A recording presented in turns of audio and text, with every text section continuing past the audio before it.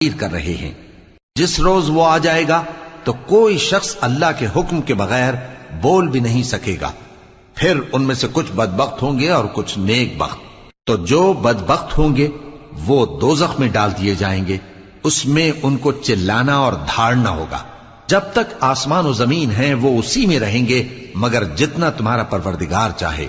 बेशक तुम्हारा परवरदिगार जो चाहता है कर देता है। और जो नेक बख्त होंगे वो बहिश्त में दाखिल किए जाएंगे और जब तक आसमान और जमीन है हमेशा उसी में रहेंगे मगर जितना तुम्हारा परवरदिगार चाहे।